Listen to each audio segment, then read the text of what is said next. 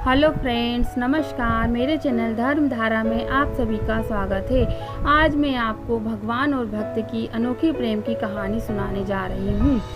गोकुल के पास ही किसी गांव में एक महिला रहती थी जिसका नाम आनंदी बाई था। आनंदी बाई देखने में ज़्यादा खूबसूरत नहीं थी।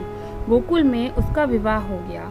विवाह के पहले उसके पति ने उसे देखा नहीं था। विवाह के पश्चात उसको देखने पर उसने उसे पत्नी के रूप में स्वीकार नहीं किया एवं उसे छोड़कर दूसरा विवाह कर लिया। आनंदी ने अपने कुरूपता के कारण हुए अपमान को पचा लिया और निश्चय किया कि वह गोकुल में ही रहेगी। वह गोकुल में एक छोटे से कमरे में रहने लगी।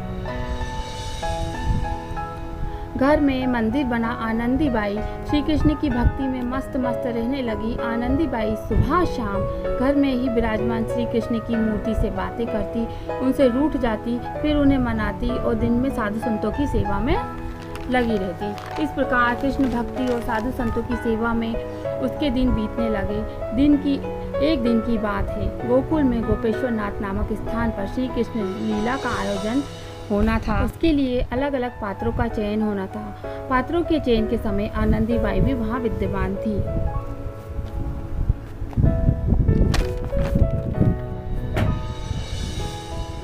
अंत में जब कुब्जा के पात्र की बात चली, उस वक्त आनंदी का पति अपनी दूसरी पत्नी और बच्चों के साथ वहां उपस्थित था। आनंदी बाई का मजाक बनाते हुए आयोजकों से बोला, ये जो सामने महिला खड़ी है वे कुब्जा की भूमिका अच्छी तरह से अदा कर सकती है। वे तो साक्षात कुब्जा ही है।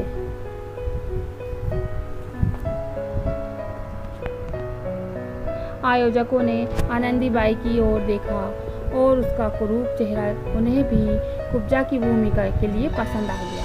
उन्होंने आनंदी बाई को कुब्जा का पात्र निभाने के लिए कहा। श्री कृष्ण लीला में खुद को भाग लेने का मौका मिलेगा। इस सूचना मात्र से आनंदी बाई भाव विभोर हो गई। उसने खूब प्रेम से भूमिका अदा करने के लिए हामी भर दी। श्री कृष्ण का पात्र एक 8 वर्षीय बालक के जिम्मे आया था। आनंदी बाई जो घर आकर श्री कृष्ण की मूर्ति को निहारने लगी और मन ही मन विचारने लगी कि मेरा कन्हैया आएगा, मेरे पैर पर पैर रखेगा और मेरी थोड़ी पकड़कर मुझे ऊपर देखने को कहेगा।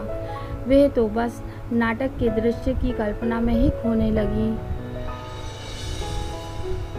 आखिरकार श्री कृष्ण लीला रंगमंच पर अभिनय करने का समय आ गया। लीला देखने के लिए बहुत से लोग एकत्रित हुए। श्री कृष्ण के मथुरा गमन का प्रसंग चल रहा था।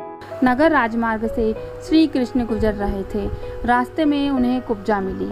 8 वर्षीय बालक जो श्री कृष्ण का पात्र अदा कर रहा था, उसने कुब्जा बनी हुई आनंदी के पैर पर पैर रखा और उसकी थोड़ी पकड़कर उसे ऊंचा किया। किंतु यह कैसा चमत्कार! कुरूप कुब्जा सामान्य नारी के रूप में आ गई। वहां उपस्थित सभी दर्शकों ने इस प्रसंग को अपनी आंखों से देखा। आनंदी बाई की कुरूपता का पता सभी को था। अब उसकी कुरूपता बिल्कुल गायब हो चुकी थी। यह देखकर सभी दांतों तले उंगली दबाने लगे। आनंदी बाई तो भाव विभोर होकर अपने श्री कृष्ण में खोई हुई थी। उसकी कुरूपता नष्ट हो गई थी। यह जानकर कई लोग कौतूहलवश उसे देखने के लिए आए। फिर तो आनंदी बाई अपने घर में बनाए गए मंदिर में विराजमान श्री कृष्ण में ही खोई रहती। यदि कोई कुछ भी पूछता तो बस एक ही जवाब मिलता, मेरे कन्हैया की लीला कन्हैया ही जाने। आनंदी बाई ने अपने पति को धन्यवाद देने में भी कोई कसर बाकी न रखी। यदि उसकी कुरूपता के कारण उसके पति ने उसे छोड़ ना दिया होता तो श्री कृष्ण में उसकी इतनी भक्ति कैसे लगती। श्री कृष्ण लीला में कुब्जा के पात्र के चयन के लिए उसका नाम भी तो उसके पति ने ही दिया था। इसका भी वे बड़ा आभार मानती थी। प्रतिकूल परिस्थितियों एवं संयोगों में शिकायत करने की जगह प्रत्येक परिस्थिति को भगवान की देन मानकर धन्यवाद देने से प्रतिकूल परिस्थिति भी उन्नतिकारक हो जाती है। धन्यवाद।